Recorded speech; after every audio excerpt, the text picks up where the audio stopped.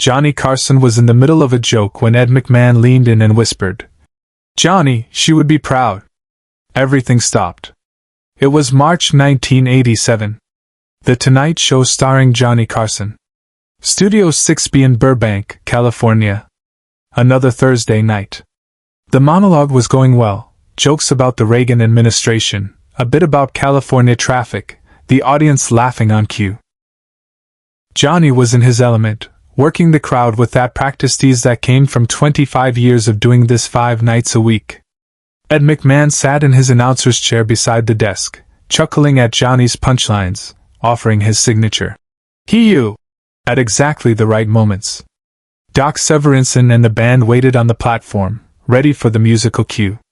300 audience members filled the studio, expecting another perfect night of late-night television. Nobody expected what happened next.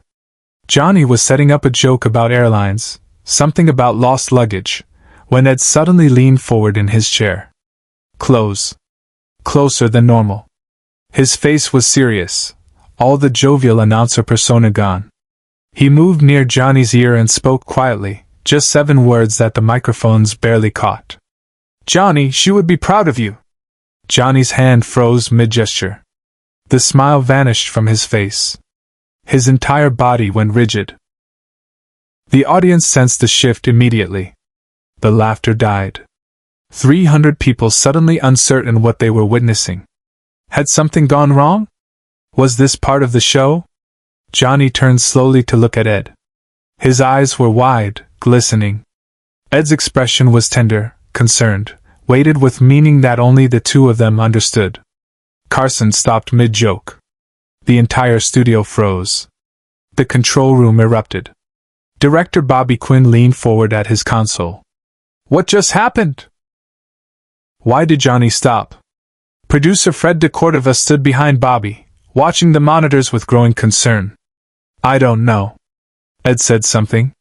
"Did we catch it?"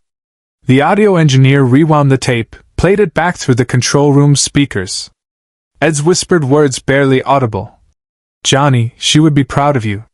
Fred's face went pale. "Oh no. Oh God, no. He didn't just..."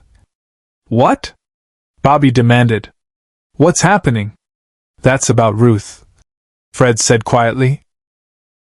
"Ed knows he's never supposed to mention Ruth on camera. Never. That was the one rule." On the studio floor, Johnny was still frozen, staring at Ed. The seconds stretched. The audience shifted uncomfortably.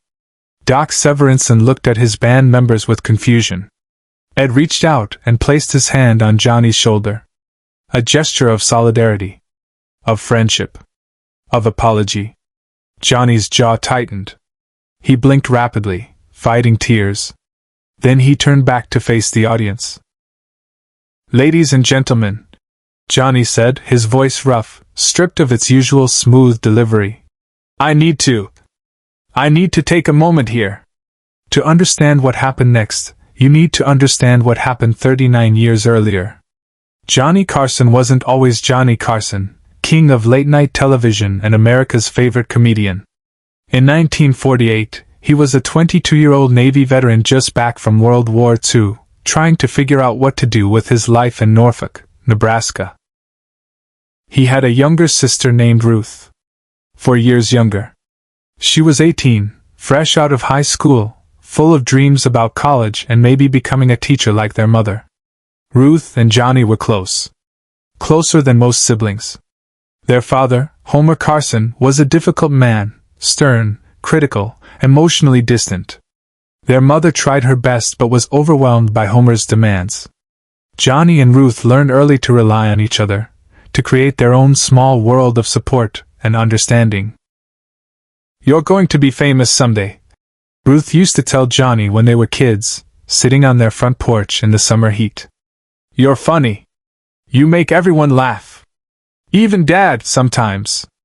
"I'm not that funny," Johnny would say, embarrassed. "You are. And you're going to get out of here. You're going to do something big. I can feel it." Johnny didn't believe her then.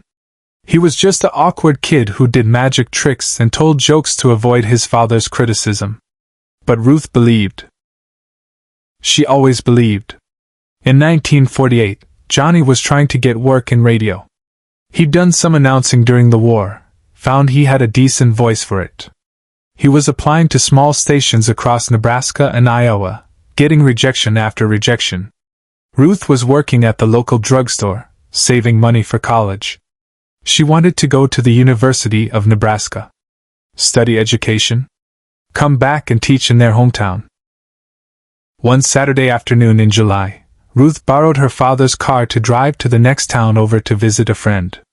The highway between Norfolk and Columbus was straight and flat, typical Nebraska farmland stretching endlessly in all directions. A truck driver fell asleep at the wheel. He crossed the center line doing 60 miles an hour and hit Ruth's car head-on. She died instantly. 18 years old. 2 months before she was supposed to start college.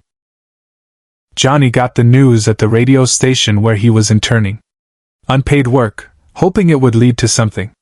He was reading wire copy when his mother called. He made it to the hospital. Ruth was already gone. He stood in that sterile hallway and felt something inside him shut down, a door closing on a part of himself he would never fully open again. At the funeral, Johnny didn't cry. He stood by the casket in his Navy dress uniform, accepting condolences from neighbors and relatives, his face an emotionless mask. People whispered that he was in shock. That grief would hit him later. But it never did. Not in the way people expected. Instead, Johnny threw himself into work with ferocious intensity. He got a job at a radio station in Omaha. Then moved to Los Angeles for television. He took any job, writing jokes for other performers, hosting game shows, doing sketch comedy. He worked constantly, relentlessly, building a career brick by brick. He never talked about Ruth. Ever. Not to his first wife. Not to his friends. Not even to his mother. Her name became forbidden territory, a wound so deep that acknowledging it might tear him apart.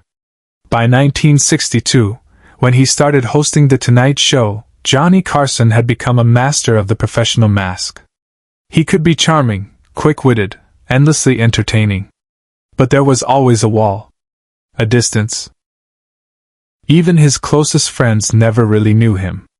Ed McMahon understood this better than anyone. Ed had been with Johnny since the beginning of The Tonight Show. 25 years of sitting beside that desk, laughing at Johnny's jokes, keeping the energy flowing, being the loyal second chair who made the star shine brighter. Over those years, Ed had learned which topics were safe and which were forbidden. Johnny's father, forbidden. His first marriage, forbidden. And Ruth. Absolutely, unequivocally forbidden. Johnny had told Ed the story once, early on, during a late night after a show when they'd had too much to drink. He'd mentioned his sister who died young. How she'd believed in him when nobody else did.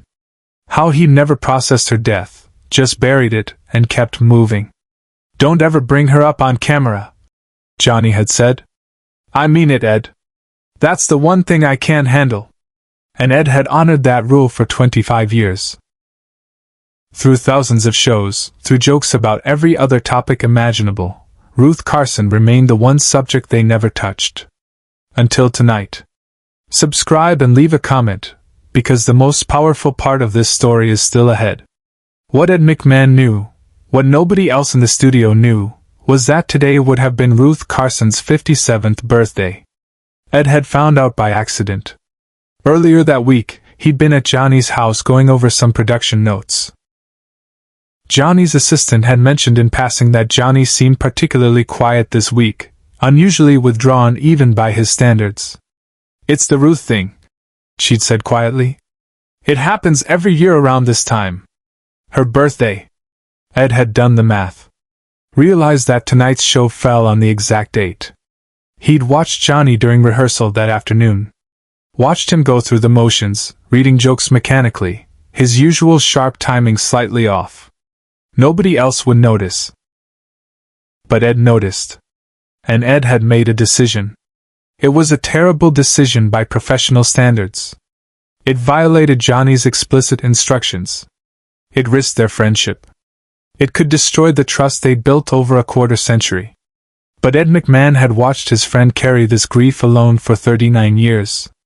Had watched Johnny build walls so high that even the people who loved him couldn't reach him. Had watched him use comedy as armor against ever feeling anything too deeply. And tonight, on what would have been Ruth's birthday, as Johnny stood on that stage making jokes about airlines and politics while something hollow looked out from behind his eyes, Ed decided that some walls needed to come down. So he leaned in. And he whispered 7 words he was never meant to say. Backstage, he made a choice no producer would have ever allowed. The studio was silent. Johnny stood at his desk, staring at Ed, fighting to maintain composure. Ed's hand was still on Johnny's shoulder. "I'm sorry," Ed said quietly, his voice thick. "I know I broke the rule. But Johnny, it's her birthday. And you've been carrying this alone for almost 40 years. She'd want you to know, she'd be proud of everything you've become." Johnny's jaw clenched. A tear escaped, running down his cheek. He wiped it away quickly, almost angrily. The audience sat in complete silence, confused but sensing they were witnessing something real. Johnny looked down at his desk. At the blue cue cards with tonight's jokes written in his familiar handwriting. At the coffee mug Ed had refilled during the commercial break. At the pen he'd been fidgeting with moments ago, when everything was still normal. He reached into his desk drawer. The same drawer where he kept emergency supplies, extra cue cards, backup pens, and tacids for when the stress got too bad. And from the very back of that drawer, he pulled out a small photograph. The audience craned forward, trying to see. The cameras zoomed in slightly. It was an old photo, black and white, edges worn from being handled. It showed a teenage girl sitting on a porch, smiling at the camera. She wore a simple summer dress. Her eyes sparkled with youth and possibility. Johnny held it up toward the camera briefly, then looked at it himself for a long moment. "Her name was Ruth," Johnny said, his voice barely above a whisper but somehow carrying through the entire studio. "She was my little sister. She died when she was 18. In a car accident. Today would have been her 57th birthday." The audience made a collective sound, not quite a gasp, more like a shared intake of breath. Ed was crying openly now, not even trying to hide it. "I've never talked about her on this show," Johnny continued. "Never. In 25 years, I've talked about almost everything else in my life, but never Ruth. Because..." His voice cracked. "Because if I start talking about her, if I let myself feel how much I miss her, I don't know if I can stop." He looked at Ed. "But my good friend here decided that maybe it's time. Maybe 39 years is long enough to carry something alone." But this was the moment no one in the studio, nor anyone at home, ever saw coming. Johnny Carson stepped out from behind his desk. He walked across the studio floor, past the guest chairs, past the cameras, straight to the audience. The crowd parted instinctively as he approached the front row. He stopped in front of an elderly woman who had tears streaming down her face. She looked to be in her 70s, wearing a simple cardigan, her weathered hands clutching a tissue. "Ma'am," Johnny said gently, "may I ask you something?" She nodded, unable to speak. "Do you have siblings?" She nodded again. "3 sisters," she managed. "Are they still with you?" She shook her head. "Lost 2 of them. Cancer." Johnny knelt down beside her seat, bringing himself to her eye level. He showed her the photograph of Ruth. "This was mine. I lost her when I was 22. And I've spent almost 40 years pretending it didn't hurt." The woman reached out and touched the photograph gently. "She's beautiful." "She was," Johnny whispered. "She believed in me before anyone else did." He stood slowly, turned to face the entire audience. 300 strangers who had come for comedy and found something far deeper. "I don't know why Ed chose tonight to break our rule," Johnny said, looking back at his friend who sat weeping at the desk. "But maybe he was right. Maybe some grief isn't meant to be carried alone." The audience rose as one. Not applauding. Just standing. Bearing witness. offering silent solidarity to a man who had made them laugh for 25 years and was now showing them his heart. Johnny walked back to his desk. He carefully placed Ruth's photograph on its surface, visible to the cameras. "She stays here tonight," he said. "No more drawer. No more hiding. Share and subscribe. Make sure this story is never forgotten." After that night, Johnny kept Ruth's photograph in a frame on his desk for every remaining show until he retired in 1992. When asked about it, he would simply say, "That's my sister. She would have been proud." Ed McMahon broke the rule. And in doing so, he gave Johnny Carson permission to finally grieve.